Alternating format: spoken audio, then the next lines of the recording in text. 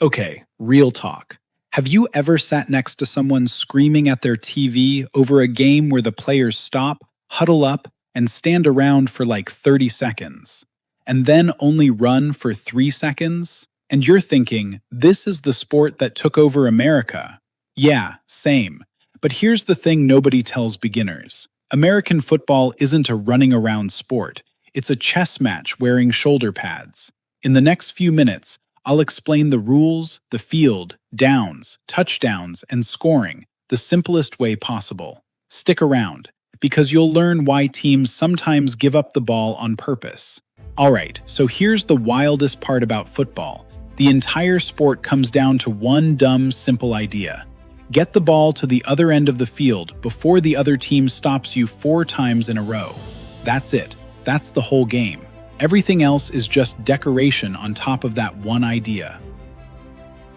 Think of it like this. Imagine you and your friend playing tag, except you're carrying a ball, and every step forward counts. You get 4 chances to move the ball forward. If you move it far enough, you get 4 more chances. Keep doing that, and eventually you reach the end of the field. Now here's the field itself, because this trips people up. The field is 100 yards long. Think of a yard as roughly the length of a baseball bat. So it's 100 of those, end to end. At each end, there's a 10-yard zone called the end zone. Get the ball into that end zone, and that's a touchdown, worth 6 points, the biggest prize in the game. Here's a question for you. Why do you think they call it football when almost nobody kicks the ball with their foot the whole game? Kind of weird, right? We'll actually touch on that a little later, but hold that thought. Real quick, before we go further, this is exactly the kind of stuff this channel is built around. I make videos that take games, board games, card games, sports, whatever, and break them down like you're 5 years old, minus the boring rulebook language. No jargon, no assuming you already know stuff. This is episode 1 of a 5-part series going from beginner to real NFL strategy. If that sounds like your kind of channel, hit subscribe. Also, if you're enjoying this so far, smash that like button. It genuinely helps this video reach more people just as confused about football as you were 5 minutes ago. Okay, back to it. So let's talk about downs, because this confuses literally everyone at first. A down is just one single play, one attempt. When you hear an announcer say, "It's second down," they just mean this is attempt number 2.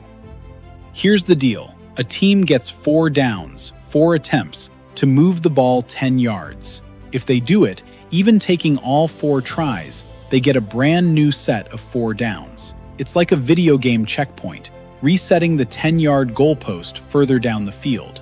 This is why you'll hear commentators yell, "First down," like it's a huge deal, because it kind of is. It means the team gets to keep the ball and keep trying. But here's the strategic twist. If a team gets to 4th down and hasn't gained those 10 yards, they usually don't even try.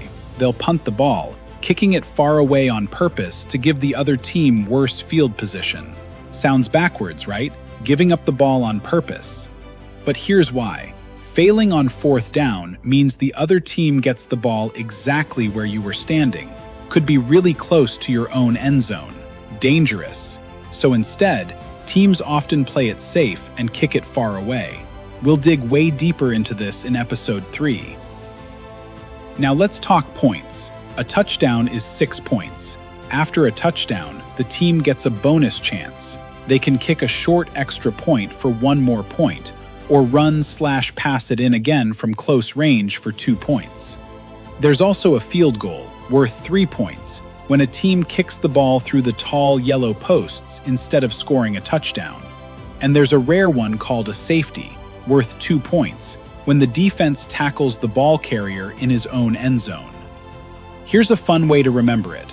6 for the big win, 3 for the close enough, 1 for the free bonus, 2 for the extra risk, and 2 for the defense's little party when they trap the offense in their own house. Okay, so now here's the part that turns football from confusing sport into why is my dad screaming at the TV? Every play, both teams have 11 players on the field, a controlled collision of strategy and chaos. The offense is trying to move the ball. The defense is trying to stop them. The defense can even steal the ball entirely through a fumble or an interception. A fumble is just when the ball carrier drops the ball, and it's a free-for-all. Whoever grabs it, gets it, doesn't matter which team. An interception is when the quarterback throws it and the other team catches it instead. Both of these are called turnovers, and they're some of the most dramatic moments in any sport, because in one split second, the entire momentum of the game flips completely upside down. This is also why football commentary sounds so intense. Unlike a sport like basketball, where scoring happens constantly, in football, every play is a mini battle where a turnover can change everything. That's why crowds erupt, why players celebrate like they just won the lottery over one tackle. Let's go back to that "why is it called football" question. The most common explanation historians point to is that it comes from games played on foot as opposed to on horseback, which is how a lot of old European ball games were classified. Kind of anticlimactic, I know, but now you know. One more piece before we wrap this section up. The game is split into 4 quarters, 15 minutes each, so 60 minutes of game time total. But the actual real-world time it takes to play a football game is closer to 3 hours, sometimes more. Why? Because the clock stops constantly after incomplete passes, after players go out of bounds, during penalties, during timeouts. This is exactly why football has so many of those stop and restart moments we joked about at the very beginning. Now you know exactly why it happens. If the game is tied after 4 quarters, they go into overtime. And here's a great teaser for later in the series. The NFL updated its overtime rules again for the 2026 season. Both teams now get a guaranteed chance to possess the ball in a 10-minute overtime period, even if the first team scores a touchdown right away.